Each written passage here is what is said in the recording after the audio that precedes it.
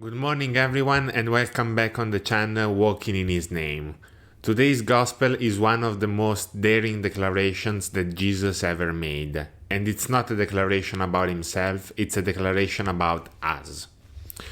He looks at ordinary disciples, fragile with their immaturities, with their imperfections, and still learning, and he says, "You are the salt of the earth, you are the light of the world." Not you might be, not you will be one day, not maybe someday you will be. No, you are already. Present tense.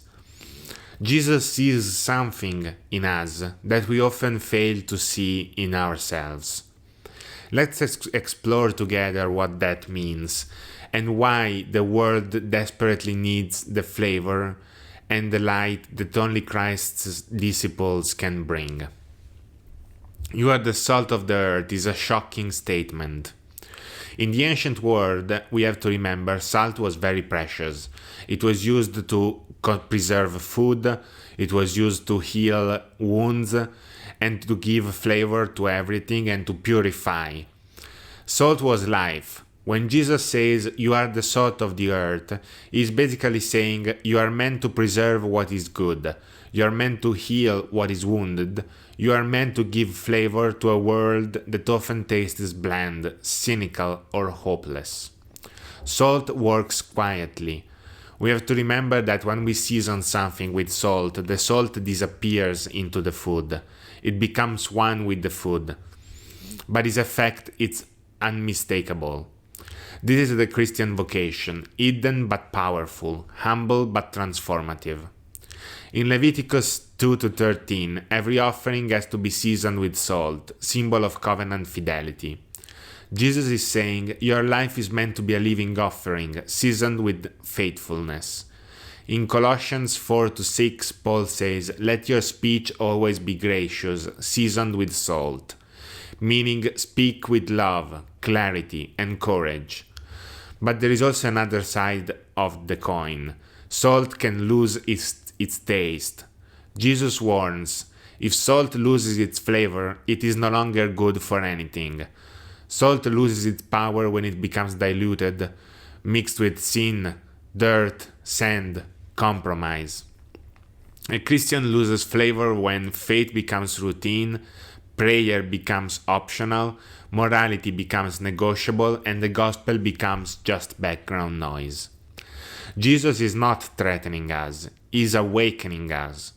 He's saying, don't dilute the gift that I'm giving you. Don't let the world wash out your identity. "You are the light of the world" is another shocking statement. In John 8-12, Jesus says, "I am the light of the world."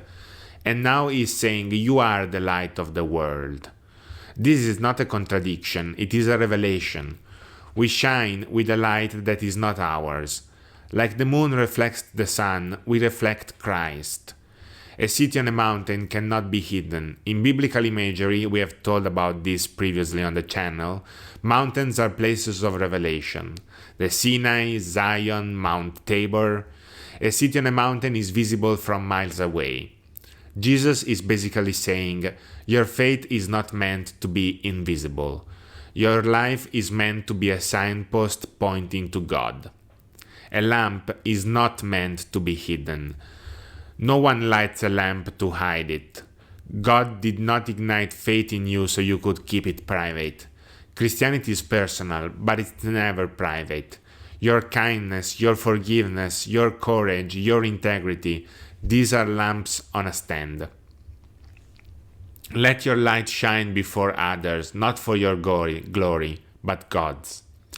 Jesus says that they may see your good deeds and glorify your Father in heaven. This is crucial. We do not shine to be admired. We shine so that others may discover the Father. There are some biblical connections to this. Isaiah 60:1 says, "Arise, shine, for your light has come." Philippians 2:15 says, "Shine like stars in the world." 1 Peter 2:12 says, "Let your conduct be honorable, so that they may glorify God."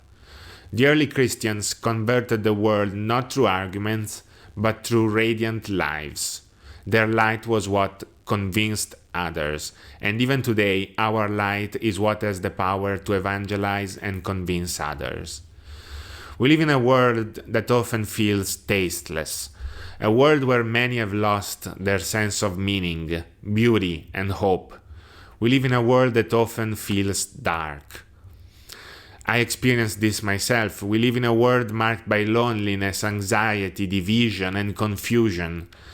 Jesus' words are not poetry. They are a mission.